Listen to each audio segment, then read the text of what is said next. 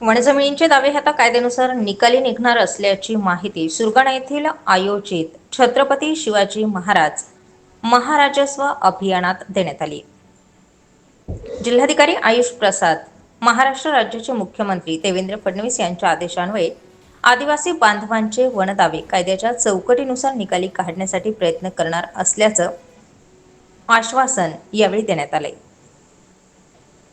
सुरगाणा तालुक्यातील घोटुळ येथे महाराष्ट्र शासनाच्या महसूल व वन विभाग अंतर्गत छत्रपती शिवाजी महाराज महाराजस्व समाधान शिबिर कार्यक्रम आयोजित करण्यात आला होता। यावेळी जिल्हाधिकारी आयुष प्रसाद यांनी उपस्थित नाशिक जिल्ह्यातील 30,000 फॉरेस्ट फ्लॅट धारक व नागरिक यांना संबोधित केलं।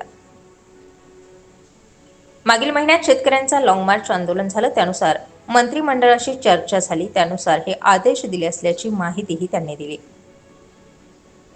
वनजमीन कसणाऱ्यांच्या नावे करणं, स्वतंत्र सातबारा करणं, पात्र अपात्र वाढीव क्षेत्र याबाबत कायद्यानुसार प्रकरण निकाली काढणं, कब्जेदार सदरी कसणाऱ्याचे नाव लावणे या सर्व अडचणी दूर करण्याचा प्रयत्न करणार असल्याची माहितीही जिल्हाधिकाऱ्यांनी उपस्थितांना दिली।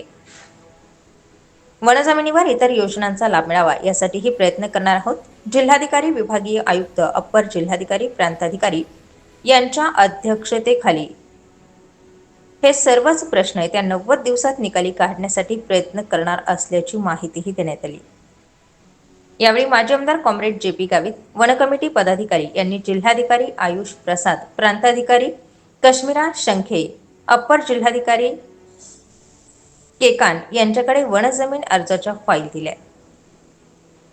सुरगाणा येथे आयोजित महाराजस्व अभियानाचा फायदा उपस्थित नागरिकांनी घ्यावा, आपल्या अडचणी सोडून घ्याव्या असं आवाहनही यावेळी करण्यात आलंय। यावेळी कॉम्रेड JP गावित यांनी लॉंग मार्च आंदोलनामुळे गोरगरीब आदिवासी बांधवांच्या वर्षानुवर्ष चाललेल्या लढ्याला यश आलं असल्याची माहिती दिली। मंत्रिमंडळातील 5 मंत्र्यांसोबत सविस्तर चर्चा झाली, त्यानंतर मुख्यमंत्री देवेंद्र फडणवीस यांच्यासोबत चर्चा होऊन त्यांनी पुढाकार घेत दिलेला शब्द पाळू अशीही माहिती दिली। 3 महिन्यात वनजमिनींबाबत निर्णय लावू, त्यामुळे सर्वांनी लवकरात लवकर अर्ज करावे, कागदपत्रे जोडली आहेत का याची तपासणी करावी।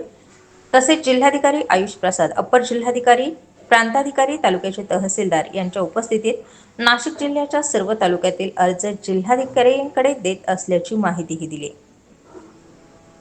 3 महिन्यात संबंधित अधिकारी वनजमिनींचे अर्ज निकाली काढणार आहेत, त्यातील जाचक त्रुटी दूर होणार आहेत, कायद्यानुसार आपल्याला योग्य निर्णय मिळणार आहेत।